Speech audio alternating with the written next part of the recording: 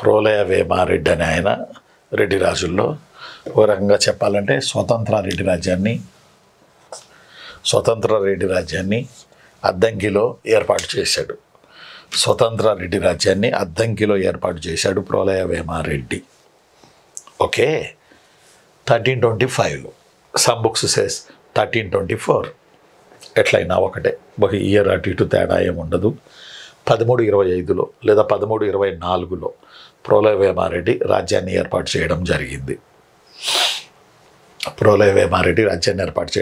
అద్దంకి కేంద్రంగా కాకతీయ రాజ్యం పతనమైన తర్వాత 1323లో కాకతీయ రాజ్యం పతనమైంది. 1325లో ఓ సంవత్సరంన్నర 2 ఏళ్ళు అటు ఇటు తేడాతో రెడ్డి రాజులు అద్దంకిలో స్వతంత్ర రాజ్యాన్ని పెట్టేసుకున్నారు. కాబట్టి ప్రోలయ వేమారెడ్డి 77 మంది నాయంకరుల్లో ఒకడు అని మనం చెప్పొచ్చు. ఇంకో మాట కూడా నేను మీకు చెప్పాలి.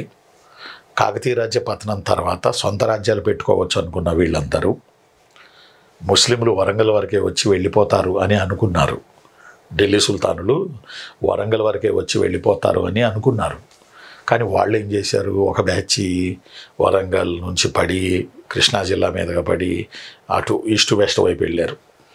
ఇంకొక బ్యాచ్ పంట పొలాలు తగలబెట్టుకుంటూ బ్రాహ్మణుల్ని ఇబ్బంది పెట్టుకుంటూ ఇంకొక బ్యాచ్ ప్రకాశం జిల్లా అద్దంకి మీదుగా పడి తమిళనాడు వెళ్తానికి ప్రయత్నం చేశారు. అందువల్ల వరంగల్ వరకే వీళ్ళు ఆగుతారు అని అనుకున్నారు ఈ నాయకర్లు. కానీ ముస్లింలు వరంగల్ వరకు ఆగల. అందువల్ల వీళ్ళందరూ కలిసి హుటాహుటిన రహస్యంగా భద్రాచలం అడవుల్లో రేకపల్లి అనే ప్లేస్లో ఒక పోరాట కేంద్రం పెట్టుకున్నారు. ఈ 77 మంది నాయకర్లు ముస్లింలను ఎలాగైనా ఎదుర్కొని ముస్లింలని పంపించేయాలి అని చెప్పి. రేకపల్లి దాని పేరు.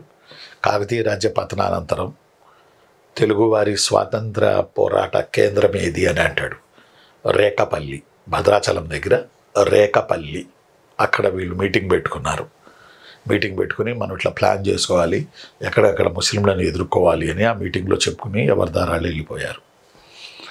పైపెచ్చు ఆ మీటింగ్లో ఇంకొక తీర్మానం ఏంటంటే ముస్లింలను కేవలం మన మీద కూర్చున్నప్పుడు ఎదుర్కోవడమే కాదు, వరంగల్ నుంచి కూడా ముస్లింలను తరిమి మనం రాజ్యం చేయాలి, వరంగల్ రాజ్యం. మళ్ళీ వరంగల్ రాజ్యంపై హిందూ రాజ్యపు జెండా మళ్ళీ ఎగరాలి అనేది మరో తీర్మానపు కాన్సెప్ట్ రేకపల్లిలో ఈ 77 మంది నాయకర్లు. అప్పుడు ఆ నిర్ణయం ప్రకారం ఏంటంటే అందరూ తొలుత కొన్నాళ్ళు కమ్మలు పరిపాలించాలి, కమ్మ కులస్తులు పరిపాలించాలి వరంగల్ని, ఆ తర్వాత రెడ్లు పరిపాలించాలి, తర్వాత వెలమలు పరిపాలించాలి అనేది ఒక వర్షన్ పెట్టుకున్నారు.